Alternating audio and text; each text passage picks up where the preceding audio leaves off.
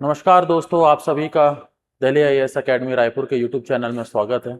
आज हम बहुत ही बेहतरीन वीडियो लेके आए हैं जिसमें हम डिस्कस करेंगे कि जो अभी हाल ही में जो एग्जाम हुआ है सीजीपीएससी मेंस का, जो 6 जून से स्टार्ट हुआ था, 6, 7, 8, 9 जून तक जो चला पेपर, उसमें हम डिस्कस करेंगे पेपर कैसा आया था और वो किस तरीके से आया था और उसमें क्या कुछ बदलाव हुए हैं लास्ट ईयर से। ठीक है, तो आज हम जो डिस्कस करेंगे वो डिस्कस करेंगे आपका पेपर 5 पार्ट 1। ठीक है, ये आपका इकोनॉमिक्स से रिलेटेड है। ठीक है, जैसे कि आप सभी जानते हैं कि जो हाल ही के आप देखेंगे तो जो इकोनॉमी का पेपर होता है वो ज्यादा स्ट्रेट फॉरवर्ड नहीं होता है, सीधा सीधा सवाल नहीं आता है उसमें। ठीक है, उसमें थोड़ा डायनेमिक होता है, थोड़े अप्रोच अलग होते हैं, करंट अफेयर का थोड़ा उसमें मिला जुला रूप होता है। तो उसी तौर पे हम आगे बढ़ेंगे। यहाँ पर मैं आपको समझाऊंगा, विस्तृत तौर पे समझाऊंगा, एक्सप्लेन करूंगा कि क्वेश्चन क्या आए थे और आप उसमें जवाब क्या लिख सकते थे। थोड़े हाँ वर्ड लिमिट ऊपर नीचे हो सकते हैं, क्योंकि हमारा रहता है कि हम बताएं कि आप डिटेल फॉर्म में कैसे आंसर हो सकता है और आप उसे अपने वर्ड लिमिट में क्या क्या इंपॉर्टेंट पॉइंट्स है उसको ध्यान में रखते हुए आप उसको लिख सकते हैं। तो ठीक है, चलिए फिर अपन पहले क्वेश्चन से स्टार्ट करते हैं। तो जैसे कि आप पहला क्वेश्चन देख सकते हैं कि यहां पर आते हैं 8 क्वेश्चन आते हैं जो कि आपके टोटल होते हैं 2 अंक के। ठीक है, 8 क्वेश्चन आते हैं, हर क्वेश्चन कितने नंबर के होते हैं? 2 नंबर के होते हैं। यहां पर हम देखेंगे पहला क्वेश्चन जो आया, अगर आप ध्यान से देखें, how can fiscal deficit simultaneously act as a economic growth stimulus and a macro economic risk. अगर आप देखें किस प्रकार राजकोषीय घाटा आर्थिक विकास को प्रोत्साहित करने वाला साधन एवं समष्टि आर्थिक जोखिम हो सकता है। अगर आप ये देखें फिस्कल डेफिसिट, पहले अगर इस क्वेश्चन को आपको लिखना हो तो आपको ये पता होना चाहिए राजकोषीय घाटा मतलब फिस्कल डेफिसिट होता क्या है। फिस्कल डेफिसिट क्या होता है कि मान के चलिए कि आपके पास जो पैसा आ रहा है, जैसे गवर्नमेंट है, सरकार है, वो क्या करती है? रेवेन्यू कलेक्ट करती है। ठीक है, रेवेन्यू कलेक्ट कर रही है और क्या कर रही है? एक्सपेंडिचर कर रही है, मतलब खर्च भी कर रही है। तो अगर जो उसके पास रेवेन्यू आ रहा है, मान के चलिए उसके रेवेन्यू आ रहा है 100 रुपए, अब वो खर्च कर रही है 120 रुपए, तो यहाँ पर जो डिफरेंस आ रहा है ये 20 रुपए का, यही आपका क्या आएगा? राजकोषीय घाटा होगा। तो पहले तो ये समझ जाए कि फिस्कल डेफिसिट होता क्या है, तभी आप जाके इसको समझेंगे कि ये इकोनॉमिक ग्रोथ का स्टिमुलस और मैक्रो इकोनॉमिक रिस्क दोनों कैसे बन सकता है। जैसे कि हम जानते हैं देश जो हमारा है वो डेवलपिंग नेशन है, इंडिया एक क्या है? डेवलपिंग नेशन है, विकासशील देश है। तो ये क्या होता है, मोस्टली क्या रहता है, ये राजकोषीय घाटा में ही रहता है। क्यों? इसे डेवलपमेंट काम करने होते हैं, रोड्स बनाने होते हैं, वेलफेयर स्कीम्स चलानी होती हैं। ठीक है ना, इस वजह से क्या होता है, हम फिजिकल डेफिसिट में रहते हैं। लेकिन अगर ज्यादा हो जाए तो इससे क्या होगा, अगर आपके पास ज्यादा हो जाए तो ये जो 20 रुपए है, अगर ये आपका डेफिसिट आ रहा है, घाटा आ रहा है, तो आप कहां से पूरा करेंगे? आप क्या लेंगे इसके लिए? ऋण लेंगे। ऋण लेंगे, कहां से लेंगे? आप वर्ल्ड बैंक से ले सकते हैं। ठीक है, आप आरबीआई से ले सकते हैं या आप कुछ किसी फॉरेन कंट्री से ले सकते हैं। लेकिन जब ये ऋण बढ़ जाएगा तो क्या बढ़ेगा? आपका रिस्क बढ़ेगा। तो उसी चीज को हम यहाँ पर आंसर में देखते हैं हम कैसे इसको लिख सकते हैं। जैसे कि आप देखिए हम क्या लिख सकते हैं, a fiscal deficit can promote economic growth when the government spends more on infrastructure, welfare schemes and job creation which increases demand, investment and employment. however अगर देखा जाए, अगर ज्यादा हो जाए एक्सेसिव फिस्कल डेफिसिट, मतलब कि जो आपका राजकोषीय घाटा में अगर ज्यादा वृद्धि हो जाए तो क्या होगा? It may create macro economic risk. क्या क्या खतरे हो सकते हैं? इन्फ्लेशन, मुद्रास्फीति, राइजिंग पब्लिक डेप्ट, मतलब जो सार्वजनिक ऋण है वो हमारा देश का क्या हो सकता है? बढ़ सकता है। हाई इंटरेस्ट रेट्स, है कि नहीं? अगर हम लोन चुका नहीं पा रहे हैं तो हम अगला लोन लेने जाएंगे तो सामने वाला हमें हाई इंटरेस्ट रेट पे देगा लोन। फिर आता crowding out of the private investment and fiscal instability. ये सब क्या आएंगे? आपके इफेक्ट्स होंगे। ये आपका इस तरह से आपको जवाब लिखना होगा। अगर आप इसको हिंदी में देखेंगे तो आप इसको कैसे लिख सकते हैं? एक राजकोषीय घाटा आर्थिक विकास को बढ़ावा दे सकता है तो सरकार बुनियादी ढांचे, कल्याणकारी योजनाएं और रोजगार सृजन पर अधिक खर्च करती है, जिससे मांग, निवेश और रोजगार में वृद्धि होती है। ठीक है, लेकिन अत्यधिक राजकोषीय घाटा व्यापक आर्थिक जोखिम पैदा कर सकता है, जैसे मुद्रास्फीति, बढ़ता सार्वजनिक ऋण, उच्च ब्याज दरें और निजी निवेश का हाशिए पर जाना और राजकोषीय अस्थिरता। ठीक है, ये आपको ये वाला वर्ड आपको अच्छा लग रहा होगा, क्राउडिंग आउट। ठीक है, ये आने वाले क्वेश्चन में भी ऐसे सवाल आपको पूछे गए हैं। ठीक, चलिए आगे बढ़ते हैं, हम दूसरा क्वेश्चन देखते हैं। इसमें क्या है, what is inflation targeting in India. अब मुद्रास्फीति जो इन्फ्लेशन टारगेटिंग है, ठीक है, मुद्रास्फीति का लक्ष्यीकरण क्या है। आपको यह पता होगा कि इन्फ्लेशन किसके अंदर आता है, आरबीआई के मॉनेटरी पॉलिसी के अंदर आता है। ठीक है, इसको कौन देखता है, आरबीआई देखता है। इसका रेंज क्या है, 4 ±2%। यही क्या है, हमारा इन्फ्लेशन टारगेटिंग है, मुद्रास्फीति लक्ष्यीकरण है। ठीक है, तो इसी को आपको अपने शब्दों में लिखना है। अपने शब्दों में कहने मतलब उसको अच्छी तरह पैराग्राफ में बना के 2 नंबर के लायक आपको लिखना है। यही आपका बेसिक क्रक्स है, यही जो 3 पॉइंट है, यही क्या बनाते हैं, आपके आंसर को सही बनाते हैं। बस उसे आपको अपने तरीके से लिखना है। जैसे कि मैंने यहाँ पर आपको एक सैंपल एग्जांपल दिया, आंसर दिया, देखिए जैसे inflation targeting in India is a monetary policy framework in which Reserve Bank of India aims to maintain price stability by controlling the inflation at 4% ±2 through interest rate adjustment ensuring economic stability and sustainable growth. ठीक है, अगर आप इसको हिंदी में देखें तो क्या है, भारत में मुद्रास्फीति लक्ष्यीकरण एक मौद्रिक नीति ढांचा है जिसमें भारतीय रिजर्व बैंक ब्याज दरों को समायोजन के माध्यम से मुद्रास्फीति को 4% प्रतिशत ±2% पर नियंत्रित करके मूल्य स्थिरता बनाए रखने का लक्ष्य रखता है, जिससे आर्थिक स्थिरता और सतत विकास सुनिश्चित होता है। 4 ±2% का मतलब क्या हुआ कि 2% से लेके 6% के बीच में आपका इन्फ्लेशन टारगेट रखा जाता है, मुद्रास्फीति का लक्ष्यीकरण रखा जाता है। किसके द्वारा, आरबीआई के द्वारा। ठीक है, चलिए आगे बढ़ते हैं, अगला सवाल हम देखते हैं। अगला सवाल आपका आया था, ये देखिए मैंने कहा ना क्राउड आउट और क्राउडिंग, इसका मतलब क्या होता है। जैसे आपको क्वेश्चन आया कि how can capital expenditure crowd in private investment while revenue expenditure crowd out. किस प्रकार पूंजीगत व्यय निजी निवेश को प्रोत्साहित करता है जबकि राजस्व उसे हतोत्साहित कर देता है। अब क्या होता है कि crowd out, crowd in, crowd out का मतलब क्या होता है। क्राउड इन का मतलब होता है कि जहां पर कोई डेवलपमेंट हो रहा है वहां पर जो प्राइवेट है, जो प्राइवेट कंपनीज है या प्राइवेट प्लेयर कह दें, ठीक है, मतलब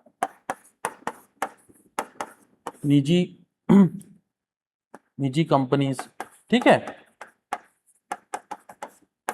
ये जो कंपनी होती है, निजी जो निवेश करते हैं, जो निजी उद्योग होते हैं, वो क्या होते हैं आपके, वो वहां पर जाएंगे। मतलब क्राउडिंग का मतलब कि वहां पर जाना, मतलब एक जगह है जहां पर बहुत ज्यादा डेवलपमेंट हो रहा है, तो डेवलपमेंट हो रहा है तो वहां रोड बन रही है, रेलवे बन रहे हैं, इंफ्रास्ट्रक्चर प्रोजेक्ट बन रहा है, उस चक्कर में क्या हो रहा है, वहां पर आपका जो प्राइवेट कंपनी है, जो निजी उद्योग है, वो क्या होते हैं, वहां पर जाते हैं।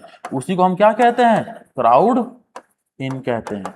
ठीक है, अब मान के तो जहां पर डेवलपमेंट नहीं है, कुछ इंफ्रास्ट्रक्चर डेवलप नहीं है, रोड नहीं है, रेलवे नहीं है, तो वहां पर क्या होगा, निजी निवेश वहां नहीं जाएंगे, और जाएंगे भी तो गए भी होंगे तो वहां से बाहर आ जाएंगे। उसी को हम क्या कहते हैं, क्राउड आउट कहते हैं। ठीक है, इसको क्या कहते हैं अपन, प्रोत्साहित, और इसे कहते हैं हतो।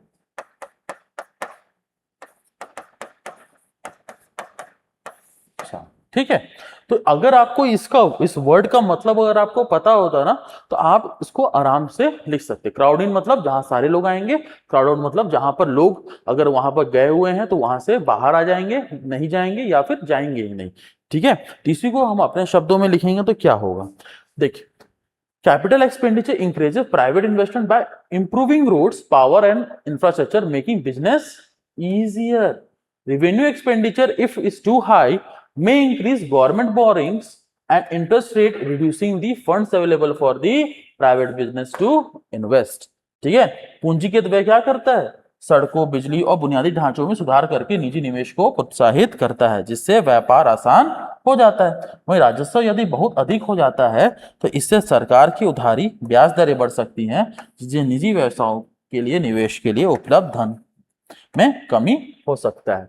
ठीक है, मतलब कि ये हुआ कि जब क्राउडिंग होगा, क्राउडिंग कब होगा, जब जो सरकार है, जब वो रोड, बिजली, इंफ्रास्ट्रक्चर, इस सब में जब वो पैसा लगाएंगी तो वहां पर क्या होगा कि बिजनेस करना इजी हो जाएगा, मार्केट पास में होगा, ट्रांसपोर्टेशन इजी होगा, लॉजिस्टिक सप्लाई इजी से मिलेगा, रॉ मटेरियल जो खाद है, ठीक है, जो आपके रॉ मटेरियल्स हैं वो भी आसानी से आपको अवेलेबल होंगे, तो बिजनेस करना क्या होगा, इजी होगा। लेकिन जब रेवेन्यू एक्सपेंडिचर जब होता हाई होता है तो क्यों निवेश नहीं हो पाता, निजी निवेश नहीं हो पाता, क्योंकि जो रेवेन्यू एक्सपेंडिचर ज्यादा हाई होता है तो उसमें क्या होता है कि जो सरकार है वो ज्यादा ऋण लेती है, इंटरेस्ट रेट हाई रहते हैं, जिसके कारण क्या होता है, ऋण, अब भाई सरकार ऋण भी किससे लेगा, ऋण तो बैंकों से ही लेगा, है कि नहीं, बैंकों से ही ऋण लेगा, आपका कौन, सरकार लेगा, ठीक है। तो जब बैंक ही ज्यादा ऋण किसको देंगे, लोन देंगे, सरकार को देंगे, तो जो निजी कंपनियां हैं, जो प्राइवेट प्लेयर्स है, प्राइवेट कंपनी है, उनके लिए तो लोन धन बचेगा ही नहीं, ठीक है ना, बैंक उनको फंड प्रोवाइड नहीं करा पाएगा, इसलिए क्या होगा, इन्वेस्टमेंट क्या हो जाता है, प्राइवेट कंपनी, प्राइवेट प्लेयर में, प्राइवेट कंपनीज में कम हो जाता है, ठीक है।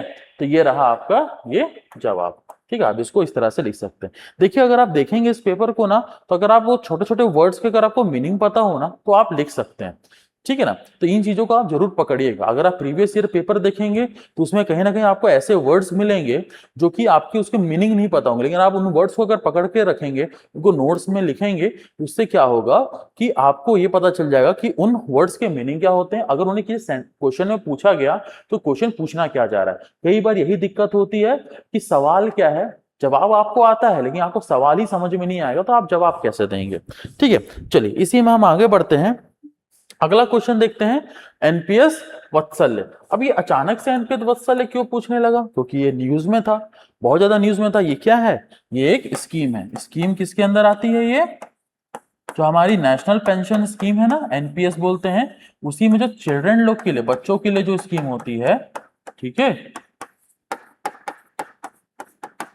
ठीक है, उनके लिए एक स्कीम निकाली गई, उसका नाम रखा गया एनपीएस वत्सल्य स्कीम, ठीक है। और कितने उम्र तक के बच्चों के लिए है, उनके लिए जिनकी उम्र 18 साल से कम है, ठीक है, जिनकी एज है वो 18 साल से कम है, उनके लिए स्कीम निकाला गया एनपीएस वत्सल्य। ये किसके अंदर आता है, ये आपका आता है नेशनल पेंशन सिस्टम के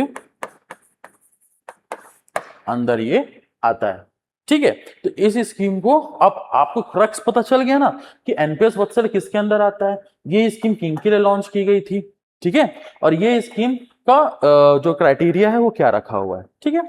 चलिए तो इसी को हम देखते हैं क्या है, अगर हम इसको लिखें, एक आंसर लिखें तो कैसे लिख सकते हैं, देखिए, NPS Vatsalya is a pension scheme launch on 2024, ठीक है, ये आपका एक डेटा हो गया। फिर under the National Pension System for minors, children मतलब क्या होता है, 18 साल से नीचे क्या कहा जाता है, उनको माइनर्स कहा जाता है, minus below 18 years. Parents can invest for children financial security after adulthood, the account converts into regular NPS account tier 1 after child attains the age of 18 years for long term saving and retirement benefits after, ठीक है। तो इस तरीके से आप इसका जवाब लिख सकते हैं, आप इसको हिंदी में भी देख सकते हैं। NPS Vatsalya national Pension system के अंतर्गत 18 वर्ष से कम नाबालिगों के लिए 2024 में शुरू की गई एक पेंशन योजना है। माता पिता बच्चों की वित्तीय सुरक्षा के लिए निवेश कर सकते हैं, और वयस्क होने पर बच्चे के 18 वर्ष की आयु प्राप्त करने के बाद यह खाता एक नियमित एनपीएस खाते टियर 1 में परिवर्तित हो जाता है, जिससे दीर्घकालिक बचत और सेवानिवृत्ति के लाभ मिलते हैं, ठीक है। अब इसमें क्या चीज हुआ, मैंने यहां पर आपको ईयर दे दिया, कौन से साल में ये लॉन्च हुआ था, ठीक है, इसका जो क्राइटेरिया है किन के लिए है वो आपको पता चल गया, ठीक है। जब वो क्राइटेरिया और खत्म होता है तो उसके बाद वो किस में कन्वर्ट हो जाता है वो आपको पता चल गया। तो आप इस तरीके से जवाब लिखेंगे, ठीक है ना, तो आपको नंबर मिलने के फुल चांस होंगे, ठीक है। और एक बात और आप ध्यान रखिए कि कभी भी आपको किसी भी स्कीम का अगर आपको डेट याद ना हो, ठीक है ना, डेट याद ना हो, तो आप सीधे उसमें ईयर लिख दिया कीजिए, ठीक है, जैसे यहाँ पर 2024 लिखा हुआ है तो आप ईयर लिख दिया कीजिए, क्योंकि डेट याद करना बहुत मुश्किल होता है, कितने सारे स्कीम है, सबका डेट तो आप याद नहीं कर सकते ना। ऐसा थोड़ी कि आपको याद रहेगा 24 फरवरी 2023 में ये वाली स्कीम लॉन्च हुई थी, ऐसा तो नहीं हो सकता, ठीक है ना, बहुत मुश्किल होता है। तो यहां पर क्या होगा कि आप बस ईयर याद रखिए तो इजी रहेगा आपको रिमेंबर होने में, ठीक है, क्योंकि अगर आप यहाँ पर डेट लिख देंगे, अगर वो गलत हुआ, अगर वो डेट गलत हुई तो यहां पर सीधे आपके हाफ नंबर कट जाएंगे, ठीक। चलिए आगे बढ़ते हैं। आगे क्वेश्चन है हमारा, what are the problem faced by the gig workers. अभी गिग वर्कर्स क्या होते हैं? गिग वर्कर्स जैसे होते हैं स्ट्रीट वेंडर्स, ठीक है, स्ट्रीट वेंडर्स मतलब जो रेडियां लगाते हैं, रेडी वाले, ठीक है। फिर आते हैं आपके क्या होता है, डिलीवरी मैन, ठीक है, क्लियर। ये जो आपको देता है जोमेटो जेप्टो, ये सबसे जो आते हैं वो क्या होते हैं, आपके गिग वर्कर्स ही होते हैं, ठीक है। जैसे आपके घर में काम करने वाली क्या, हाउसमेड, ठीक है, बाई, ये सब क्या है आपके गिग वर्कर है, ठीक है। माली,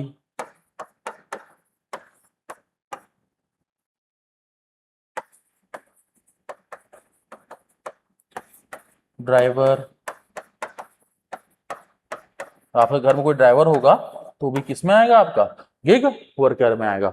तो आप इन सबको अगर आपको पता हो गिग वर्कर के अंदर कौन कौन से लोग आते हैं, कौन कौन से प्रोफेशंस आते हैं, तो आपको इजी हो जाएगा उनकी प्रॉब्लम को फेस करने के लिए। क्या क्या प्रॉब्लम फेस करेंगे, जैसा कि आपको पता है, पहला तो आप इजी लिख सकते हैं क्या, एक तो फाइनेंशियल स्टेबिलिटी नहीं होती है,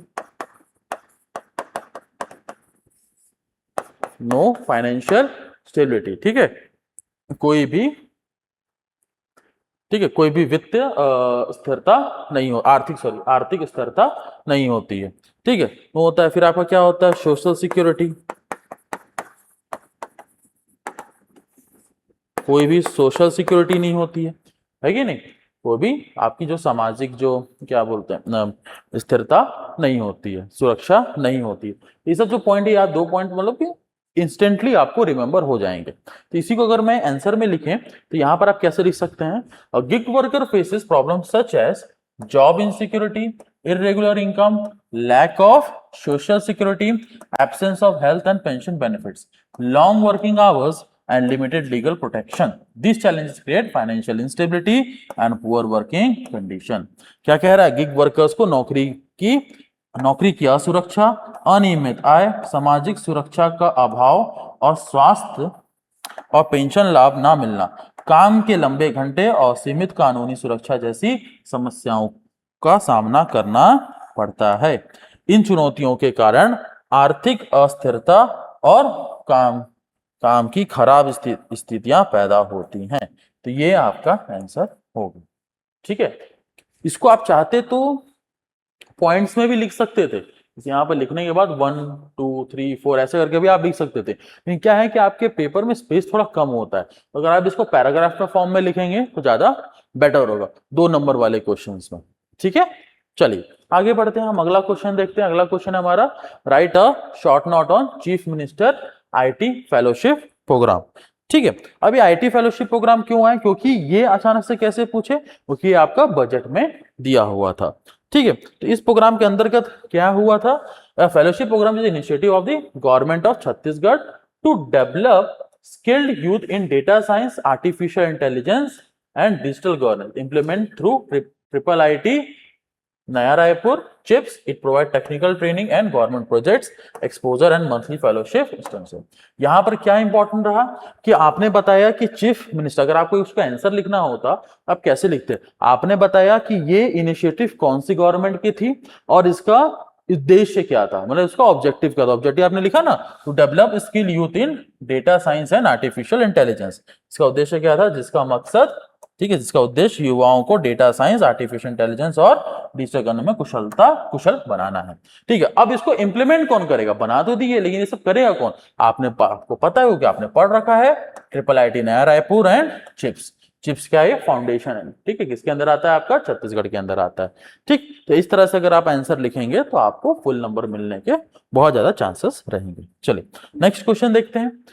अब इसे रानी दुर्गावती योजना ऑफ छत्तीसगढ़, ये रानी दुर्गावती योजना है, ठीक है। इसके अंदर क्या हुआ, ये आपके न्यूज में क्यों रहा, क्योंकि इसे हाल ही के यूनियन बजट, सॉरी छत्तीसगढ़ के, ठीक है, जो अपना छत्तीसगढ़ का जो बजट होता है उसके अंदर इसको क्या किया गया था, लॉन्च किया गया था, ठीक है। इसमें क्या किया गया, इसमें यह बताया गया कि रानी दुर्गावती योजना aim at providing financial security to girl children under this scheme, financial assistance of 1.5 lakh is provided at birth, ठीक है, जन्म के समय, ठीक है। 1.5 लाख रुपए प्रमाण पत्र दिया जाएगा तहत, जिसका जन्म के समय पर, ठीक है, जिसका दावा लड़की के 18 साल के होने पर उस शिक्षा और शादी की मदद के तौर पर किया जा सकता है। कब इसको क्लेम किया जा सकता है, after the girl attend 18 years of age, ठीक है, for higher education and marriage support.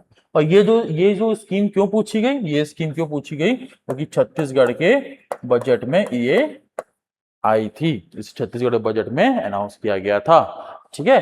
तो आप इन चीजों का आप ध्यान रखिए, जो भी स्कीम आपको पूछी जाएंगी वो कहीं ना कहीं छत्तीसगढ़ के बजट, स्टेट बजट और छत्तीसगढ़ के इकोनॉमिक सर्वे में वो स्कीम कहीं ना कहीं लिखी होगी, ठीक है। इस वजह से उस स्कीम से पूछा जाएगा। Out of the no blue ऐसा हो ही नहीं सकता कि जो पेपर सेट कर रहा है वो अचानक से उठेगा और बोलेगा नहीं मुझे ये वाली स्कीम पूछनी है, नहीं, वो कहीं ना कहीं उसे पढ़ रहा होगा, ठीक है, कहीं ना कहीं उसे सुना होगा, न्यूज़पेपर में देखा होगा, ठीक है। तो उनसे उस कारण की वजह से ऐसे स्कीम्स आते हैं, ठीक, क्लियर। चलिए आगे बढ़ते हैं, ये रहा आपका जैसे short note on chief minister startup and निपुण मिशन। ये क्या है, इसी वही सेम जो आपका छत्तीसगढ़ का जो बजट था सीजीबी, उसी के अंदर इसको लॉन्च किया गया था। कितने, 5 मिशन लॉन्च किए गए थे, 5 मिशन इसमें से लॉन्च किए गए थे।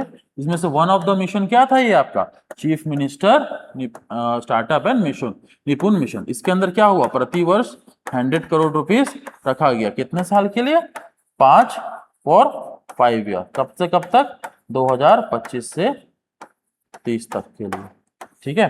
अब आपको पता है स्टार्टअप और निपुण मिशन का मतलब क्या होता है, ठीक है ना। तो ये आपके रहे क्रक्स कि ये चीज आपको होनी चाहिए, ठीक है। अगर मैं इसे कहूं तो आप इसे कैसे लिख सकते हैं, यहाँ chief minister startup scheme promote entrepreneurship by providing financial assistance, incubation, meeting and skill support to youth for innovative business. तो निपुण मिशन आपको फुल फॉर्म भी देना पड़ेगा, and aims at ensure foundational literacy and numeracy among the children by class 3। तो यहां पर एक point जो छूट गई है वो ये होगा कि इसको 100 करोड़ रुपीस, ठीक है, पर ईयर फॉर 5 ईयर्स, ठीक है, ये लिखना पड़ेगा। कब से कब तक, 2025 से 30 तक।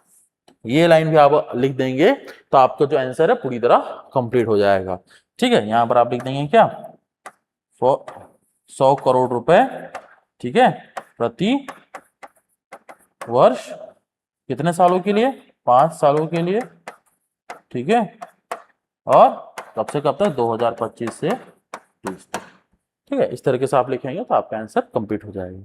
चलिए आगे बढ़ते हैं, हम अगला देखते हैं कि हाँ, अब यहां पर हम आगे 4 नंबर वाले क्वेश्चंस में, ठीक है। अभी 4 नंबर वाले क्वेश्चंस कितने आते हैं आपके, लगभग 5 आते हैं, ठीक है। और उसमें वर्ड लिमिट कितनी होती है, शब्द सीमा कितनी होती है, 60 होती है, ठीक।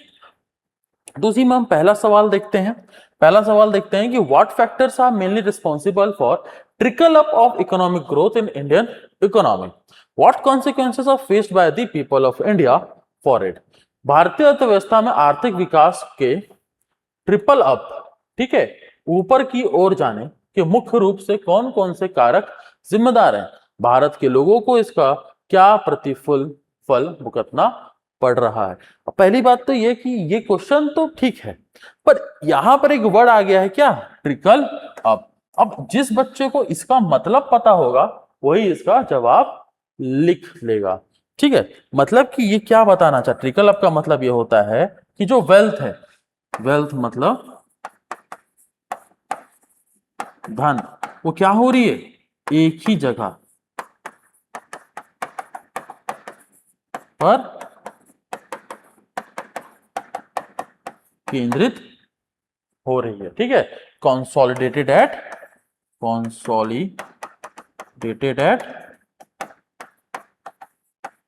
वन प्लेस, बस ये ट्रिकल अप का मतलब यही है। ठीक है, अब आपको ये पता चलेगा कि ट्रिकल अप का मतलब क्या होता है। तो धन क्या हो रहा है, तो रिचर गेटिंग, कहते हैं ना कि अमीर और अमीर होते जा रहे हैं, गरीब और गरीब होते जा रहे हैं। तो वहीं पर हम देखते हैं इसको किस तरीके से हम लिख सकते हैं। जैसे कि आप देखिए, मैंने सैंपल आंसर रखा है यहाँ पर, देखिए जब आर्थिक विकास के लाभ गरीबों के बजाय मुख्य रूप से अमीर वर्गों को मिलते हैं तो इससे भारत में ट्रिकल अप विकास कहा जाता है। ठीक है, इसके मुख्य कारण में आय असमानता, इसके मुख्य कारण क्या है, मुख्य कारण क्या है, आय में असमानता, बेरोजगारी के साथ विकास और क्षेत्रीय असंतुलन, शिक्षा और कौशल की कमी, कृषि संकट और वित्त और तकनीकी तक असमान पहुंच शामिल है। इसके नतीजे में बढ़ती असमानता, बेरोजगारी, निरंतर गरीबी और ग्रामीण शहरी पलायन, सामाजिक तनाव और नागरिकों के बीच आर्थिक अवसरों का असमान वितरण शामिल है। ठीक है, इसको इंग्लिश में देख लेते हैं। Trickle up economic growth in India occur when benefits of growth mainly reach richer section rather than the poor section. यही मतलब होता है आपका क्या, ट्रिकल अप का। ठीक है, ये मतलब होता है आपका क्या, ट्रिकल अप का। Major reason include income inequality, मतलब जो इनकम है वो समान नहीं है, jobless growth and regional imbalance, poor education and skills, agriculture distress, unequal access to finance and technology. Its consequences include rising inequality, ठीक है, unemployment, persistent poverty and rural urban migration, social tension and unequal distribution of economic opportunity among the citizens. ठीक है, तो इस तरीके से आप जवाब लिखेंगे तो आपको अच्छे मार्क्स मिलेंगे। यहां पर आप देखेंगे कि मैंने कुछ बड़े बड़े खतरनाक वर्ड को इस्तेमाल नहीं किए हैं। ठीक है ना, यहाँ पर मैंने सिंपल ही वर्ड इस्तेमाल किए, जो जो शब्द मैंने इस्तेमाल किए सारे के सारे क्या है, सिंपल है, इजी है। ठीक है, कोई बड़े बड़े भयंकर वर्ड इस्तेमाल नहीं किए, बस उसको लिखने का प्रेजेंट करने का तरीका मेरा अलग है। ठीक है, तो इस तरह से आपको प्रेजेंटेशन सीखना होगा। और आप जब भी तैयारी स्टार्ट करें तो आप इस बात को ध्यान रखें कि आप राइटिंग प्रैक्टिस जरूर स्टार्ट कर दें। ठीक है, कुछ टाइम तक पढ़ें, जब आप मेंस की तैयारी स्टार्ट करें तो उसके बाद आप राइटिंग प्रैक्टिस जरूर स्टार्ट कर दें, क्योंकि अगर आप जितनी जल्दी स्टार्ट करेंगे आपकी स्पीड उतनी अच्छी होगी, आपकी स्पीड उतनी अच्छी होगी तो धीरे धीरे आपकी राइटिंग भी सुधरेगी। और साथ साथ जो कमी आती है, अधिकतर लोग जवाब क्यों नहीं लिख पाते हैं, आपने कभी चीज को सोचा है? अधिकतर लोग इसलिए नहीं लिख पाते हैं क्योंकि उनके पास शब्द ही खत्म हो जाते हैं, वर्ड्स की कमी हो जाती है। भाई आप देखिए ना, agriculture distress, social tensions, persistent poverty, ठीक है ना, तो ये सब इस टाइप के जो वर्ड्स होते हैं ना, ये क्यों खत्म हो जाते हैं? क्योंकि आपने प्रैक्टिस नहीं की है। जब ज्यादा लिखोगे तो आपको समझ में आएगा ना कि आपके पास वर्ड्स की कमी है, तो आप फिर मेहनत करोगे, आप वर्ड्स लाओगे, आप बुकें और पढ़ोगे। ठीक है ना, तो इससे आपकी वोकैबुलरी बढ़ेगी, ठीक है, आपके शब्दकोश बढ़ेंगे, तो इससे आप ज्यादा अच्छे उत्तर लिख पाओगे। ठीक, चल आगे बढ़ते, नहीं तो फिर आप बार बार उन्हीं शब्दों को रिपीट करोगे, जिससे आंसर जो होगा वो उतना अच्छा नहीं दिखेगा। ठीक, चलिए आगे बढ़ते हैं, हम अगला क्वेश्चन देखते हैं। What are the quantitative and qualitative credit control measures? परिमाणात्मक और गुणात्मक विधियां क्या है? क्वांटिटेटिव क्या है आपकी, कौन करता है, किसके अंदर आता है? ये आरबीआई के अंदर आता है। ठीक है, इसके अंदर क्या आता है आपका? रेपो रेट आता है ना, सीआरआर आता है, एसएलआर आता है, cash reserve ratio, statutory liquidity ratio. ये सब किसमें आते हैं? क्वांटिटेटिव में आते हैं। क्वालिटेटिव में क्या आते हैं? क्रेडिट रैशनिंग आते हैं, लोन टू वैल्यू रेशियो आता है,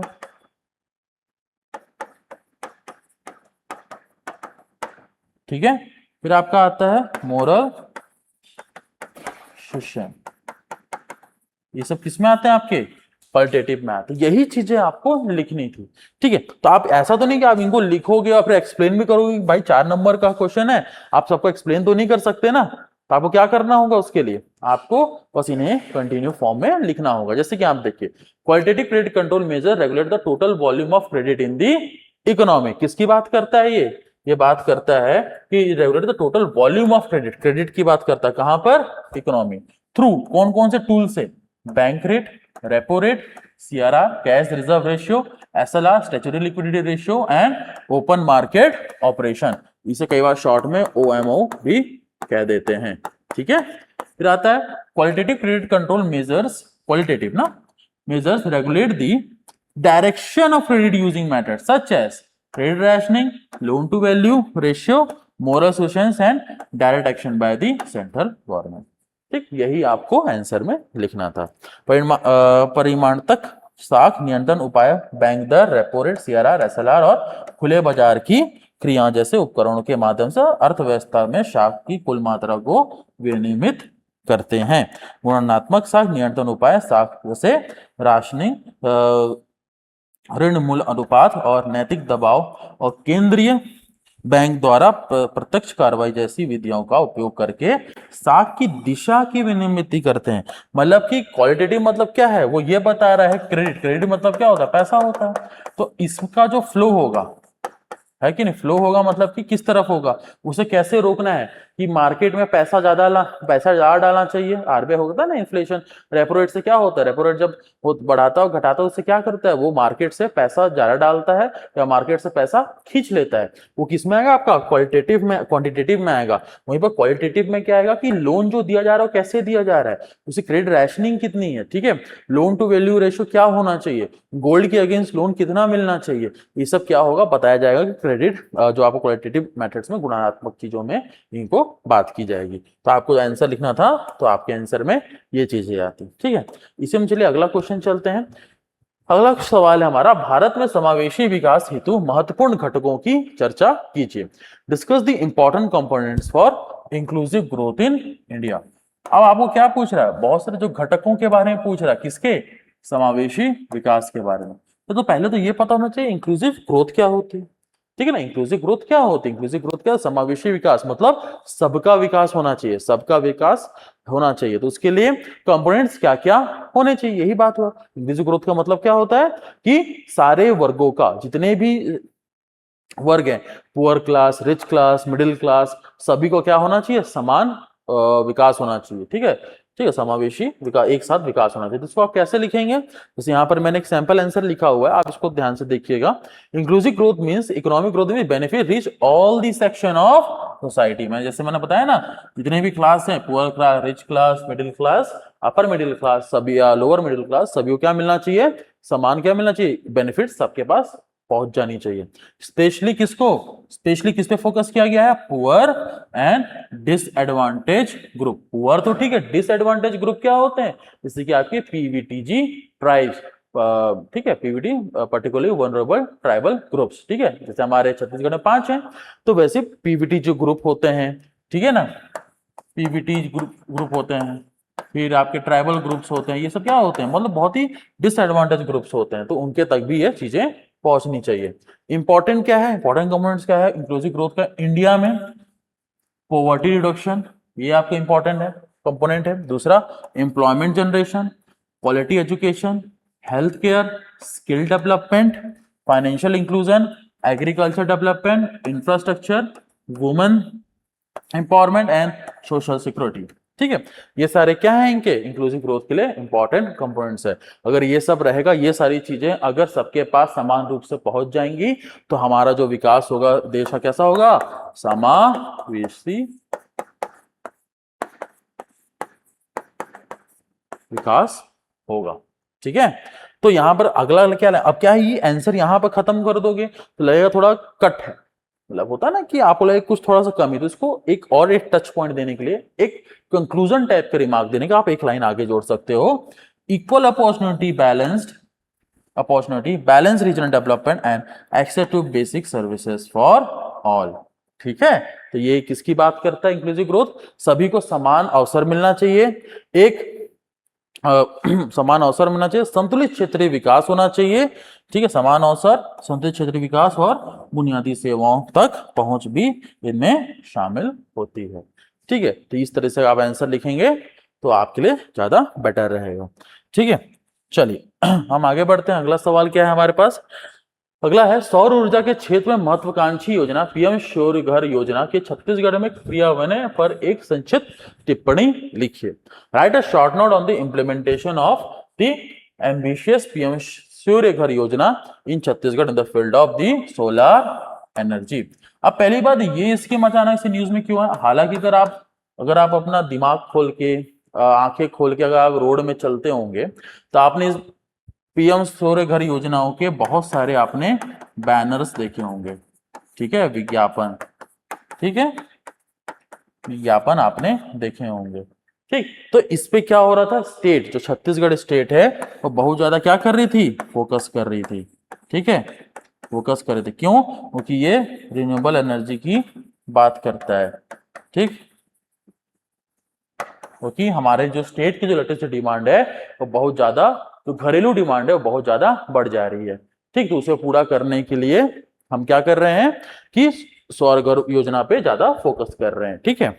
चलिए, तो इसी में अब इसको कौन देखता है, छत्तीसगढ़ में क्रेडा, क्रेडा एक इंस्टीट्यूट है, वो जितने भी रिन्यूएबल एनर्जी, खासकर जो सोलर एनर्जी से रिलेटेड जो भी जितने भी प्रोजेक्ट होते हैं, सोलर एनर्जी से रिलेटेड जितने भी आपके परियोजना या प्रोजेक्ट होते हैं, उनको कौन देखता है, क्रेडा देखता है, ठीक।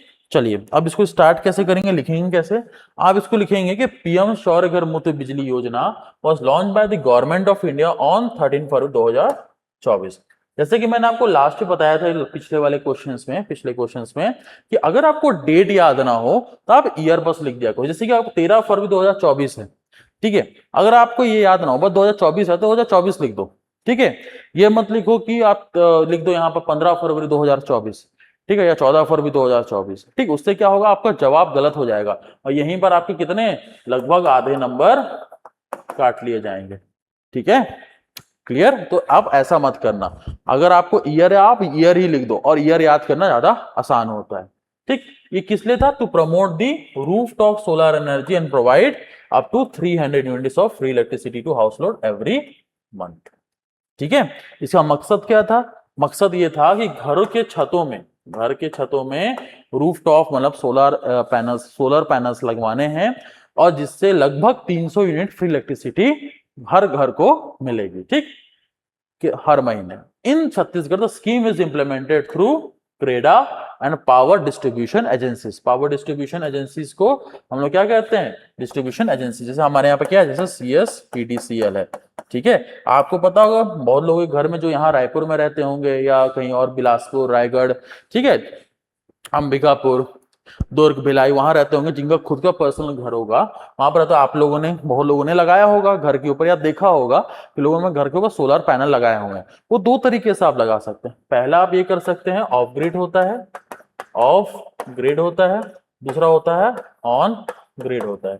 अब इसमें क्या होता है, ऑफ ग्रिड में क्या होता है कि आपने जो सोलर पैनल लगाए हैं, ठीक है, तो सोलर पैनल आपने लगाए हैं, उससे जो बिजली उत्पन्न हो रही है, उत्पन्न हो रही है, माफ कीजिएगा, उत्पन्न हो रही है, तो उस बिजली को आप स्टोर करेंगे। स्टोर आप कहाँ करेंगे, स्टोर आप करेंगे अपने घर में, जैसे बैटरी लगा के, ठीक है, बैटरी रखती है, बड़ी बड़ी बैटरियां लगती है, आप उसमें स्टोर करेंगे, तो जब भी बिजली मान के चले कड़ी आती है तो वो वहां से इस्तेमाल होगा, उसे क्या कहेंगे, ऑफ ग्रिड में। ऑन ग्रिड में क्या होता है, ऑन ग्रिड वाले में क्या होता है कि आपने क्या लगाया, सोलर पैनल लगाया, ठीक है, और आप इसे जो डिस्ट्रीब्यूशन कंपनी, जैसे हमारे छत्तीसगढ़ में कौन है, CS PDCL है, ठीक है, आप इसको क्या कर रहे हैं, उस जो जो बिजली प्रोड्यूस हो रही है उसको आप उसे बेच रहे हैं, ठीक है।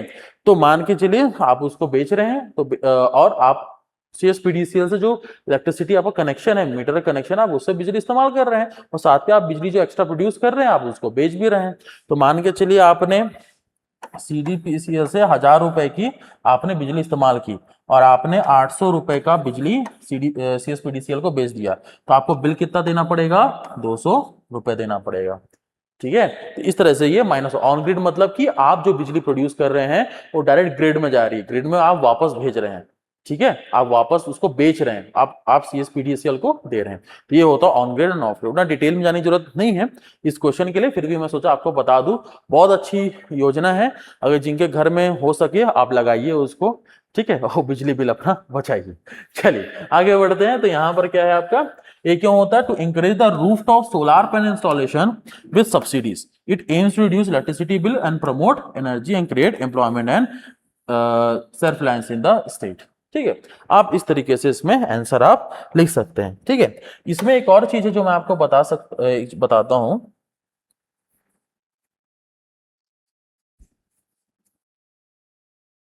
ठीक है। अगर आपने ऐसे भी इसमें लिखे, जो सब्सिडी यहाँ पर लिखा हुआ ना, सब्सिडी वाला पार्ट, तो सब्सिडी होती है इसमें मैक्सिमम वो 78,000 रुपीज तक ही मिलेगी, अप टू कितना 3 किलो वाट तक। तो 3 किलो वाट तक अगर आप लगाएंगे सोलार पैनल तब तक ही आपको सब्सिडी मिलेगी, उसके ऊपर की आपके लिए सब्सिडी नहीं मिलेगी। और मैक्सिमम सब्सिडी आपको कितना मिल सकती है 78,000 रुपीज। ठीक है, तो अब इस पॉइंट को भी यहाँ पर आप जोड़ सकते हैं। ठीक है, क्लियर। अगर मान के चले बड़ा आंसर आ गया 8 नंबर में आ गया तो आपको स्कीम के बारे में लिखना हुआ, तो ये सब डिटेल भी तो आपको पता होना चाहिए ना। ठीक है, चलिए, तो यही आंसर आपको किसमें है, हिंदी के फॉर्म में भी है। आप इसे प्लीज एक बार चेक कर लीजिएगा। आप इस वीडियो को स्टॉप करके एक बार इसको पढ़ लीजिएगा। चलिए आगे बढ़ते हैं, हम अगला सवाल देखते हैं। अगला सवाल है, write a short note on orange economy. Orange economy, what have been made in the union budget और 2026-27 फॉर इट। ठीक है, अब ऑरेंज अर्थव्यवस्था क्या होती है, ये आपका यूनियन बजट में इस साल क्या किया गया था, अनाउंस किया गया था। यूनियन बजट कौन से आर्टिकल में आता है, 112 में आता है। ठीक है, हालांकि मैं जब पढ़ा रहा था बच्चे लोगों को तो मैं उनको बता रहा था कि इस साल देखना ऑरेंज इकोनॉमी से एक क्वेश्चन तो आएगा, भले 2 नंबर में आए या फिर 4 नंबर में आए या 8 नंबर में आए, लेकिन आएगा तो जरूर। हालांकि ये बहुत प्रिडिक्टेबल था क्योंकि अलग से एक वर्ड था ऑरेंज इकोनॉमी, और बहुत पॉसिबल था कि इससे क्वेश्चन बन ही सकता है। ठीक है, तो आप देखेंगे तो ये ऑरेंज इकोनॉमी जो टर्म है ये निर्मला सीतारमन जी ने यूनियन बजट में अनाउंस किया था। किसके लिए था ये, क्रिएटिव, अलग कहें तो इसे क्या है, क्रिएटिव इकोनॉमी की बात करता है। क्रिएटिव इकोनॉमी जैसे कंटेंट क्रिएटर हो गए जो यूट्यूब में वीडियो बनाते हैं, ठीक है, जो कंटेंट बनाते हैं, ठीक है, जैसे स्टैंड अप वीडियो बनाते हैं, कॉमेडी वीडियोस बनाते हैं, फाइनेंशियल अवेयरनेस वीडियो बनाते हैं, ठीक है, नॉलेज वीडियो बनाते हैं। ठीक, तो वो सब किस में आएंगे, क्रिएटिव इकोनॉमी ना ऑरेंज इकोनॉमी के अंतर्गत आएंगे। ठीक है, तो इसको हम कैसे लिख सकते हैं, यहां पर देखिए, ऑरेंज इकोनॉमी रेफर टू, अगर ध्यान से देखें तो orange economy refer to creative economy based on, क्या किसकी बात करता है, creative economy based on culture, creativity and intellectual property such as animation, gaming, films, design, music, digital content and advertising. In the Union Budget 226 and 27, the government promoted the orange economy by supporting the AVGC sector. AVGC sector क्या होता है, animation, visual effects, gaming and comics. Creator labs in the educational institution and skill development and employment generation for the youth. किनके लिए है, youth के लिए। It aims to establish, ये किस चीज की एम करता है, establish कितने करेंगे, क्या करेंगे, कंटेंट क्रिएटर लैब करेंगे। कितने करेंगे, 15,000 करेंगे सेकेंडरी स्कूल्स में करेंगे, और 500 कहां करेंगे, कॉलेजेस में करेंगे। और क्या स्टैब्लिश करेंगे, Indian institute of creative technology, कहां बनेगा ये, मुंबई में बनेगा। तो ये आपका आंसर होता है। ठीक है, ये ऑरेंज इकोनॉमी के अंदर इन सारी चीजों की बात की गई थी। ऑरेंज इकोनॉमी रचनात्मक अर्थव्यवस्था को संदर्भित करती है, जो संस्कृति, रचनात्मक और बौद्धिक संपदा पर आधारित होती है, जैसे एनिमेशन, गेमिंग, फिल्में, डिजाइन, संगीत, डिजिटल सामग्री और विज्ञापन। केंद्रीय बजट 2026-27 में सरकार ने एवीजीसी क्षेत्र, एनिमेशन, विजुअल इफेक्ट्स, गेमिंग और कॉमिक्स, शैक्षणिक संस्थानों में क्रिएटर लैब्स, कौशल विकास और युवाओं के लिए रोजगार सृजन का समर्थन करके ऑरेंज इकोनॉमी को बढ़ावा दिया। इसका उद्देश्य 15,000 माध्यमिक विद्यालयों और 500 कॉलेज में कंटेंट क्रिएटर लैब तथा मुंबई में Indian institute of creative technology की स्थापना करना है। ठीक है, अच्छा कमेंट सेक्शन में मुझे बताइएगा कि एक कोई विलेज है, ठीक है, जहां पर हर कोई यूट्यूबर है, ठीक है, वो विलेज कहां पर है, ये चीज मुझे जरूर बताइएगा आप लोग कमेंट सेक्शन में। ठीक है, चलिए, तो इस तरीके से आप आंसर को लिख सकते थे। आप देखेंगे इस आंसर में कुछ वेग नहीं है, आपको क्लियर कट बता दिया ऑरेंज इकोनॉमी क्या होती है, वो किन चीजों की बात करता है, बजट में किन चीजों की बात की गई, और उसमें क्या चीज आपको स्टैब्लिश करना है, मतलब स्थापना किन किन चीजों की करनी है। ठीक है, चलिए आगे बढ़ते हैं। अब आप आते हैं 8 नंबर वाले क्वेश्चन में। ठीक है, इनकी शब्द सीमा कितनी होती है, 100। अब यहां पर पहला क्वेश्चन अगर हम देखें, अब देखिए जो 4 नंबर वाले क्वेश्चन होते हैं और जो 2 नंबर वाले क्वेश्चन होते हैं उसमें ना शब्द सीमा कम रहती है, तो उसमें जो क्वेश्चंस पूछे जाते हैं वो डायरेक्ट पूछे जाते हैं, और आपको जवाब भी जैसा क्वेश्चन दिया हुआ है उसके हिसाब से ही देना है। कम शब्दों में देना है, स्पेसिफिक देना, क्रक्स में देना है, ठीक है। लेकिन जो 8 नंबर वाले क्वेश्चन में शब्द सीमा ज्यादा होती है, 15 नंबर वाले में शब्द सीमा ज्यादा होती है, वर्ड लिमिट ज्यादा होती है, 100 वर्ड 175 वर्ड्स, ठीक है। ऐसे होते हैं 8 और 15 नंबर वाले क्वेश्चन में। तो वहां पर आपके पास ना एक एज होता है, एक चीज होती है कि आप उसमें थोड़ा सा अपना दृष्टिकोण जोड़ सकते हैं, ठीक है। तो वैसे भी आपको यहां पर जोड़ना रहेगा, ठीक। चलिए पहला सवाल देखते हैं। Why employment generation could not match high rate of economic growth in India, assign the main reason. Bharat में उच्च आर्थिक विकास दर होने के बावजूद रोजगार में बढ़ोतरी क्यों नहीं हो सकी, इसके मुख्य कारण बताएं।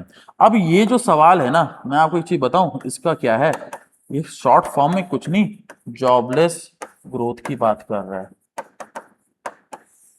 ठीक है। और ये जॉबलेस ग्रोथ है, ये आपका यूपीएससी में एक बार क्वेश्चन आ चुका है, ठीक है। तो कई बार क्या होता है, जब इकोनॉमी के बारे में आप पढ़ें तो कई बार जो यूपीएससी जो सेंट्रल लेवल के एग्जाम्स होते हैं ना, यूपीएससी हो गए और ईपीएफओ हो गए, इन सब के ना आप कभी क्वेश्चन पेपर देख लिया करो, ठीक है ना। उससे क्या होगा, आपको क्लियर हो जाएगा क्या अभी चल रहा है और क्या, क्योंकि सीजीपीएससी भी ना इन्हीं सारे पेपर से कुछ अलग अलग टर्म्स उठा के लाता है, ठीक है। यहाँ पर क्लियर। तो किसकी बात करता है, जॉबलेस ग्रोथ की बात करता है, ठीक। तो यहां पर हम जैसे देखेंगे, यहां पर मैंने सब लिखा है, भारत में रोजगार सृजन आर्थिक विकास की उच्च दर के अनुरूप नहीं रहा, क्योंकि विकास मुख्य रूप से श्रम प्रधान होने के बजाय पूंजी प्रधान रहा है। उद्योगों में मशीनों और तकनीक का बढ़ता उपयोग श्रमिकों की मांग को कम कर रहा है, ठीक है। विनिर्माण क्षेत्र की धीमी वृद्धि, कुशल जनशक्ति की कमी तथा शिक्षा और नौकरी की आवश्यकताओं के बीच असंगति ने भी रोजगार को प्रभावित किया है। कृषि और असंगठित क्षेत्र पर निर्भरता ने उत्पादकता और आय को भी कम किया है। क्षेत्रीय असमानता और श्रम प्रधान क्षेत्रों में सीमित निवेश ने आर्थिक विकास और रोजगार सृजन के बीच की खाई को और बढ़ा दिया है, ठीक है। तो ये किसकी बात कर रहा है कि देखो हमारे यहाँ ग्रोथ तो हो रहा है, लेकिन क्या हो रहा है, ग्रोथ तो हो रहा है, लेकिन क्या रोजगार बढ़ रहा है, नहीं, जॉबलेस ग्रोथ हो रहा है। मतलब ग्रोथ तो हो रहा है, लेकिन कैसा हो रहा है, जॉबलेस ग्रोथ हो रहा है, ठीक है। चलिए जैसे कि यहां पर देखिए क्या लिखा हुआ है, employment generation in India has not match the high rate of economic growth because growth has largely been capital intensive. जो ग्रोथ होता है वो कैसा होता है, पूंजी प्रधान रहा है। पूंजी प्रधान मतलब कैपिटल इंटेंसिव, ठीक है, इसमें ज्यादा पैसे लगते हैं, rather than labour intensive. Industry increasingly uses machine and technology reducing demand for worker. अब जैसे तो औद्योगिकरण बढ़ेगा, इंडस्ट्रियलाइजेशन बढ़ेगा, तो लोग क्या करेंगे, जो बिजनेसमैन होंगे, जो व्यापारी होंगे, जो बिजनेस इंडस्ट्रियलिस्ट होंगे, वो ज्यादातर क्या करेंगे, मशीनों का इस्तेमाल करेंगे। मशीनों का इस्तेमाल करेंगे तो क्या हो जाएगा, जो वर्कर लोग की जो डिमांड होगी वो क्या हो जाएगी, रिड्यूस हो जाएगी, ठीक है। rather slow growth in the manufacturing sector, lack of skilled manpower and mismatch between education and job requirement have also been affected the employment। हमारे देश में सबसे ज्यादा रोजगार, ठीक है, रोजगार कहाँ मिल रहा है, आपका प्राइमरी सेक्टर मतलब एग्रीकल्चर में, ठीक है। फिर आता टर्शरी, फिर आता सेकेंडरी। सेकेंडरी किससे रिलेटेड होता है, मैन्युफैक्चरिंग से रिलेटेड होता है, ठीक है। और आपको ये भी पता है कि जिस तरीके से हमारे देश में जो लैंड का फ्रेगमेंटेशन हो रहा है, लैंड फ्रेगमेंटेशन मतलब कि लैंड बहुत छोटे छोटे टुकड़ों में बढ़ चुकी है, ठीक है ना। जैसे मान के चलते हैं, जैसे पहले एक परिवार में एक जन था तो 10 एकड़ लैंड थी, अब उसके 2-3 बच्चे हो गए, उसने बांट दिया, तो अगर उसके 4 बच्चे हैं तो सबको कितना कितना मिलेगा, लगभग 2.5 एकड़ मिलेगा, ठीक है। तो क्या होगा, लैंड बहुत फ्रेगमेंटेड छोटे हो गए हैं, ठीक है। तो वहां ज्यादा लेबर लोग की आवश्यकता पड़ नहीं पा रही है, ठीक। ऊपर से क्या, जो मैन्युफैक्चरिंग सेक्टर है जो कि सबसे ज्यादा आपको क्या कर सकता है, लेबर मतलब जो वर्कर लोग होते हैं, कामकाजी लोग होते हैं, उनको एम्प्लॉयमेंट रोजगार दे सकता है, उसकी ग्रोथ कैसी है, मैन्युफैक्चरिंग ग्रोथ की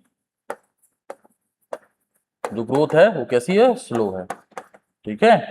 लगभग आज के टाइम में ये 15% या 16% पे ग्रो कर रही है, ठीक। इस कारण क्या हो रहा है, आपका मैन्युफैक्चरिंग स्लो ग्रो कर रहा है, तो रोजगार के अवसर भी बहुत कम हो गए हैं, ठीक।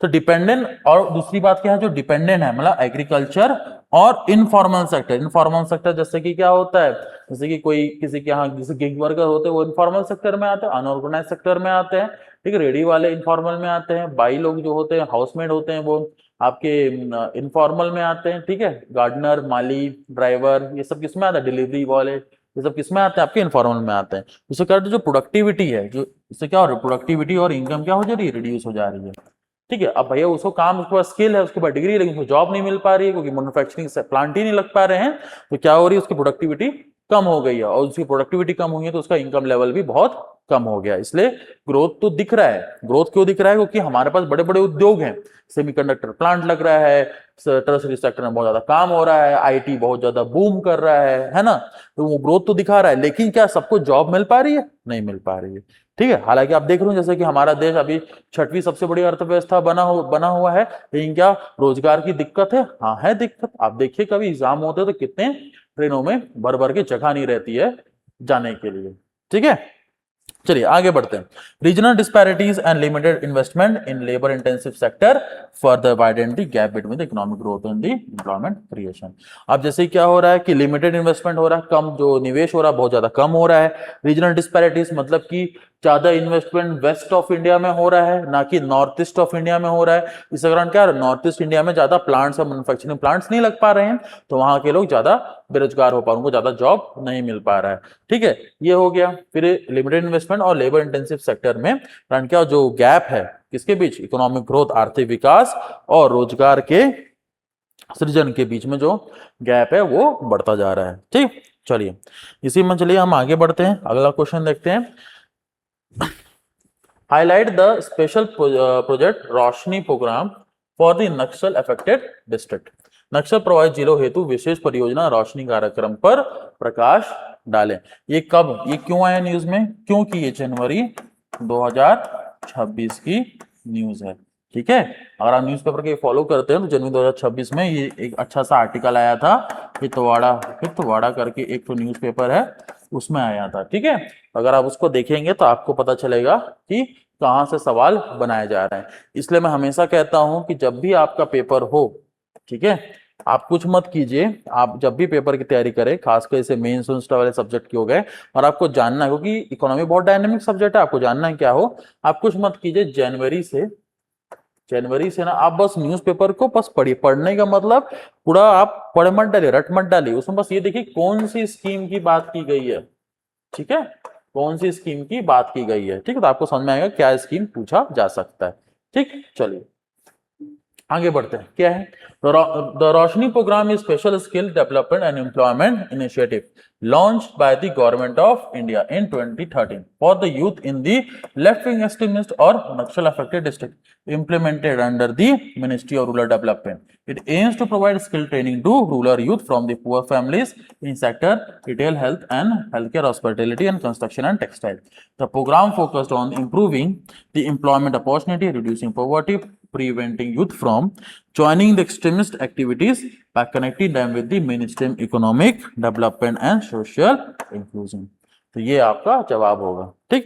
हिंदी में देखें तो क्या, रोशनी कार्यक्रम भारत सरकार द्वारा 2013 में वामपंथी उग्रवाद और नक्सल प्रभावित जिलों के युवाओं के लिए शुरू की गई थी। एक विशेष कौशल विकास और रोजगार पहल ग्रामीण विकास मंत्रालय के अंतर्गत लागू किए गए। इस कार्यक्रम का उद्देश्य गरीब परिवारों के ग्रामीण युवाओं को रिटेल, स्वास्थ्य सेवा, आर्थिक और निर्माण और वस्त्र जैसे क्षेत्रों में कौशल प्रशिक्षण प्रदान करना है। इस कार्यक्रम पर ध्यान रोजगार के अवसरों, सुधार और गरीबी को कम करने और युवाओं को मुख्य धारा के आर्थिक विकास तथा सामाजिक समावेश से जोड़कर उन्हें उग्रवादी गतिविधियों से दूर रखना है, ठीक है। अब आप इस बात को सोचिए, 2013 की योजना है, 2013 की योजना है, स्कीम है, और उसको इस साल पूछा गया, क्या वो आउट ऑफ द ब्लू पूछेगा? अरे भाई वो भी तो कहीं देखा होगा, जो क्वेश्चन पेपर सेट कर रहा है तो कहां से उसको देखा होगा, वही न्यूज़पेपर्स।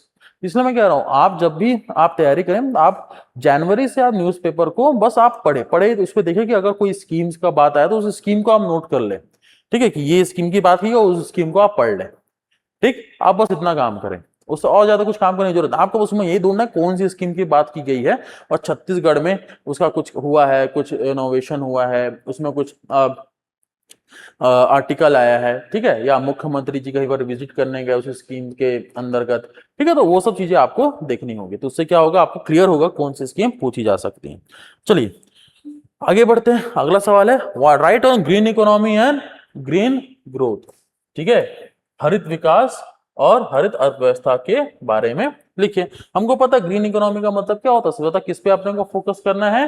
ग्रीन इकोनॉमी का मतलब होता है हमको किस पे फोकस करना है, रिन्यूएबल एनर्जी पर फोकस करना है, ठीक है, ठीक है, पॉल्यूशन कंट्रोल पे फोकस करना है, ठीक है, इन सब चीजों पे क्या करना है, हमको फोकस करना है। मेनली तो ये होगा रिन्यूएबल एनर्जी, पॉल्यूशन कंट्रोल, ये सब क्या है, इसी चीज पे हमको फोकस करने की बात करता है। इसी के अंदर एक टर्म आता है, आपने सुना होगा, आता है ग्रीन जीडीपी और ग्रीन नेशनल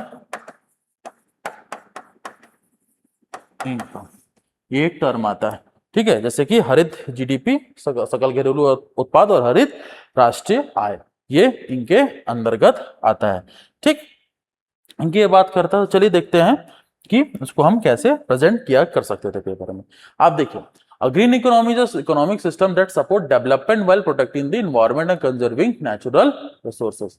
किसकी बात कर रहा है, protecting environment and conserving natural resources, ठीक है, पर्यावरण की रक्षा करते हेतु प्राकृतिक संसाधनों का संरक्षण करते हुए विकास का समर्थन करती है।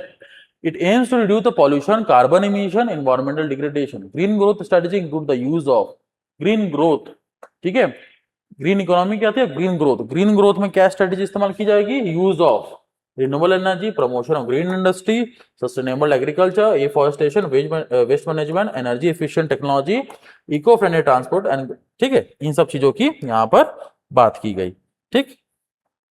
यहाँ पर देखेंगे तो क्या है, हरित उद्योगों को, ठीक है, इसका उद्देश्य प्रदूषण, कार्बन सृजन और पर्यावरण क्षरण को कम करना है। हरित विकास रणनीतियों में नवीनीकरण ऊर्जा का उपयोग, हरित उद्योगों को बढ़ावा देना, सतत कृषि, वनीकरण, अपशिष्ट प्रबंधन, ऊर्जा कुशल प्रौद्योगिकियां और पर्यावरण अनुकूल परिवहन शामिल हैं, ठीक है।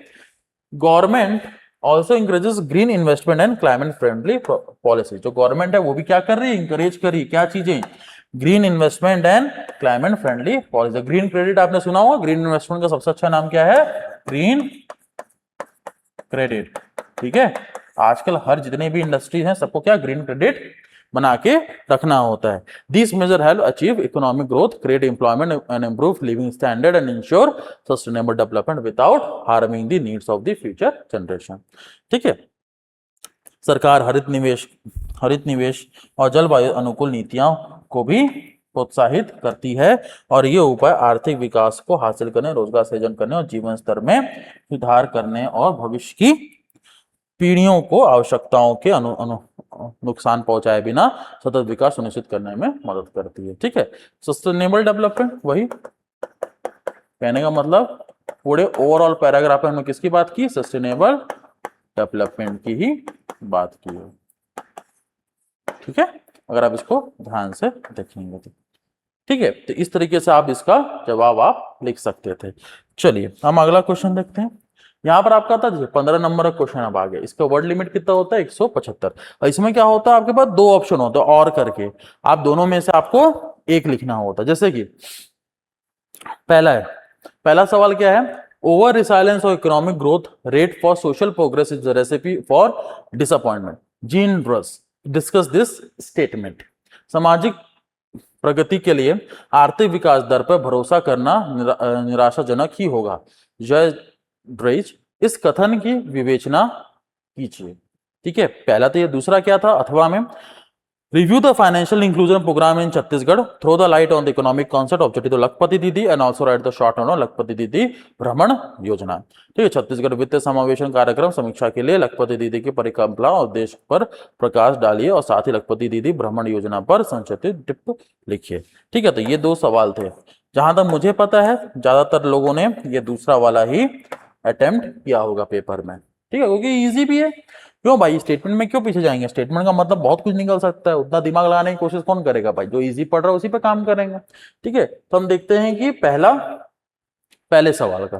जो पहला वाला है उसका क्या जवाब हो सकता है? पहला जवाब ये हो सकता है कि economist gene does argue that the over reliance on economic growth rate for social progress is a recipe for disappointment because economic growth alone does not automatically improve the people quality of life। वो क्या कहना चाह रहे हैं? आर्थिक विकास अकेले ही लोगों का क्वालिटी ऑफ लाइफ, जीवन का स्तर नहीं सुधार सकता है।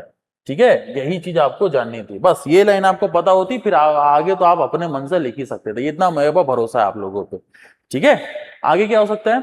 A high GDP growth rate may increase the national income, but its benefit may not equally reach the all section of the society। ठीक।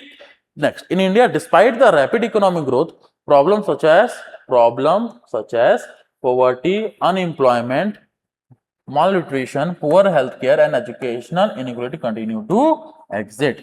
ठीक है, इतनी सारी लगातार इतनी गतिशील तरीके से जो हमारा आर्थिक विकास हो रहा है, उसके बाद भी आप देख रहे हैं अपने आसपास की गरीबी तो है, बेरोजगारी भी है ना, मॉल न्यूट्रिशन है। ठीक है, फिर अगर पुअर हेल्थ केयर है, मैंने जो हेल्थ केयर इंफ्रास्ट्रक्चर बहुत खराब है, अच्छी नहीं है, और एजुकेशनल इनइक्वालिटी है, मतलब कि जो अमीर का बच्चा होगा उसको बहुत अच्छी एजुकेशन मिल जा रही है, जो गरीब का बच्चा होगा उसे ढंग की एजुकेशन नहीं मिल पा रही है। कई जगह तो ढंग के स्कूल ही नहीं है, जहाँ ना टीचर जाते हैं और बच्चे तो जाते भी नहीं है। ठीक है, चलिए, this shows that the growth without social development may lead to unequal outcome. Economic growth often benefit urban areas, skilled worker and large industry more than the marginalised group. Social progress requires investment in health, education, nutrition, sanitation, and social security. Programs related to rural employment, food security, women empowerment, and skill development are equally important for the inclusive growth। ठीक है, inclusive growth के लिए किन चीजों की हमें जरूरत है? Program related to rural development, food security, women empowerment and skill development equally important for the inclusive growth. समावेशी विकास के लिए हमें, है ना, ग्रामीण रोजगार, फूड सिक्योरिटी मतलब खाद्य सुरक्षा, वुमेन एम्पावरमेंट की नारी सशक्तिकरण, और स्किल डेवलपमेंट मतलब कि जो हमारा स्किल है उसे डेवलपमेंट करने की जरूरत है, तो वो सारे इक्वली इंपॉर्टेंट किसके लिए? समावेशी विकास के लिए। Therefore the economic growth is necessary but not sufficient for social progress. हमें इकोनॉमिक ग्रोथ तो नेसेसरी है, मतलब आर्थिक विकास तो बहुत ज्यादा जरूरी है, लेकिन क्या ये सफिशिएंट है? लेकिन ये सफिशिएंट नहीं है, ये पूरी तरह पर्याप्त नहीं है सोशल प्रोग्रेस के लिए। A balanced approach combining growth with human development, है ना, बैलेंस्ड अप्रोच मतलब कि एक संतुलित विकास होना चाहिए ग्रोथ और ह्यूमन डेवलपमेंट का। ठीक है, equitable distribution of resources, welfare measures and essential to achieve the inclusive and sustainable development in India. ठीक है, तो इस तरीके से आप इसका जवाब लिखते हैं पहले वाले सवाल का। इसी को मैंने यहाँ पर हिंदी में भी है, देखिए, आर्थिक विकास का आवश्यक, तो लास्ट टाइम पर देखें, इसको मैंने पैराग्राफ से, इसको देखेंगे कैसे मैंने लिखा है। ये हो गया आपको इंट्रोडक्शन पार्ट, ये दोनों हो गया आपका क्या? बॉडी, इंट्रोडक्शन, और लास्ट में क्या हो गया? Conclusion, that is IBC। ठीक, IBC, इंट्रोडक्शन लिखना है, बॉडी लिखना है और कंक्लूजन लिखना है। ठीक, आप पहले बताइए होता क्या है, फिर आप बताइए कि अभी चल क्या रहा है, भारत की स्थिति बताइए, देश की स्टेट की बात करते स्टेट के बारे में बताइए, फिर कंक्लूजन, क्या इसके निष्कर्ष निकलता है और क्या करना चाहिए। ठीक है, चलिए, तो इस पे हम बात करते हैं। चलिए, इसको आप देख लीजिएगा, मैं थोड़ा सा इसको छोटा कर देता हूं ताकि आपको ये जो आंसर है वो अच्छी तरह दिख जाए। ठीक है, तो ये आपका जवाब है, आप इसको एक बार वीडियो स्टॉप करके आप देख लीजिएगा। ठीक है, चलिए, आज चलते आखिरी क्वेश्चन पर चलते हैं। हमारा आखिरी क्वेश्चन किसकी बात कर रहा था?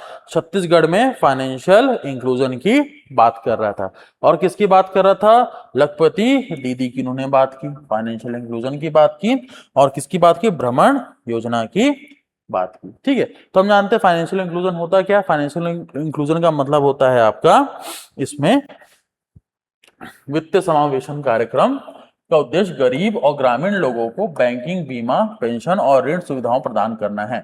बैंक खाते, स्वयं सहायता समूह, डिजिटल बैंकिंग और प्रत्यक्ष लाभ अंतरण DBT जैसे योजनाओं के माध्यम से सरकार ये सुनिश्चित करती है कि वित्त सेवाएं दूरस्थ और आदिवासी क्षेत्रों तक पहुंचे। इससे गरीबी कम और आर्थिक भागीदारी में बढ़ावा बढ़ता है। ठीक है, देने में मदद मिलती है। ठीक है, मतलब कहने का मतलब कुछ नहीं है, फाइनेंशियल इंक्लूजन जो आपने पढ़ा होगा, वित्त समावेशन की जो डेफिनेशन है उसी को आपको यहाँ पर लिख देना। तो ये क्या हो गया आपका इंट्रोडक्शन पार्ट हो गया, जो सवाल आपको पूछा गया। फिर आता लखपति दीदी। लखपति दीदी का कॉन्सेप्ट क्या था? ये स्कीम थी। स्कीम किसकी थी? सेंट्रल गवर्नमेंट की थी। उसमें जितनी भी स्वयं सहायता समूह है, उसमें जितनी भी औरतें काम कर रही हैं उन्हें उनकी जो उनका जो साल भर का जो वेतन होगा वो 1 लाख से ऊपर होना चाहिए। तो उसी को क्या किया लखपति दीदी, एनुअल इनकम 1 लाख से ऊपर होना चाहिए। तो concept Lakhpati Didi to make women of self help group financially empowered by increasing their annual income to 1 lakh rupees more or through the skill development. Entrepreneurship, agriculture, animal husbandry and small business. Its objective is to is women empowerment. Objective क्या? तो देश नारी सशक्तिकरण, self reliance and poverty reduction, गरीबी हट उन्मूलन। Self reliance मतलब कि आपका हो जाता है आत्मनिर्भरता, और वुमेन एम्पावरमेंट नारी सशक्तिकरण। था भ्रमण योजना। भ्रमण योजना इसको कहा गया था आपका हमर छत्तीसगढ़ जन भ्रमण योजना भी इसको कहा जाता है। इसके अंदर क्या हुआ है कि इनिशिएटिव किसकी है? छत्तीसगढ़ सरकार की, गवर्नमेंट की। That provides education and exposure visit to beneficial specially from the remote and Naxal affected areas to places such as government institutions, development projects and industry, museums and urban centers. The objective is to help participants understand the development activities and good governance, livelihood opportunity and modern facility, so that they can contribute to social and economic development in their own region.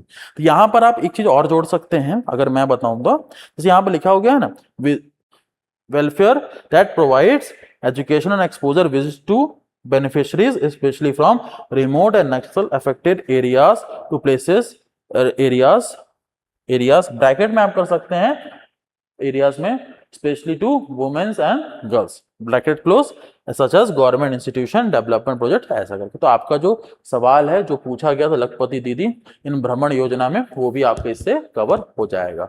ठीक है, तो ये आपके रहे जो total 17 question जो आए हुए थे सीजीपीएससी के मेंस में। ठीक है, पेपर 5 पार्ट 1 इकोनॉमिक्स की हम बात कर रहे हैं, उसमें जो सवाल आए हुए थे हमने उनको किया हुआ है। ठीक, माफ कीजिएगा, आप एक बार जो हिंदी वाले हैं आप इनको एक बार वीडियो को स्टॉप करके आप पढ़ लीजिएगा, तो आपको क्लियर हो जाएगा कि यहाँ पर कैसे जवाब आपको लिखने आने चाहिए। इस बात को ध्यान रखिएगा, अगर 8 नंबर और 15 नंबर का क्वेश्चन होगा और वो क्वेश्चन डिमांड कर रहा है कि आपको उसमें कुछ लिखना है, कुछ अपने दिमाग से लिखना है, कुछ सोच समझ के लिखना है, डायनेमिक सवाल है, तो आपको IBC को ध्यान रखना होगा, इंट्रोडक्शन, बॉडी एंड कंक्लूजन को आपको ध्यान रखना होगा। ठीक है, तो आज के लिए इतना ही। इस तरह से हमारा पेपर जो 5 है पार्ट 1 वो कंप्लीट होता है। ऐसे और भी आपके लिए वीडियो आते जाएंगे हमारे यूट्यूब प्लेटफॉर्म में, इसलिए आप इसे सब्सक्राइब और बेल आइकन को आप दबा लीजिए ताकि नोटिफिकेशन टाइम टू टाइम मिलते रहे। ठीक है, और कोई भी आपके सवाल हो तो आप हम डायरेक्ट कमेंट कर सकते हैं या फिर हमारे टेलीग्राम चैनल में जुड़ सकते हैं, वहां पर भी आप हमसे कनेक्ट कर सकते हैं। ठीक है, आज के लिए इतना ही। Thank you, bye bye.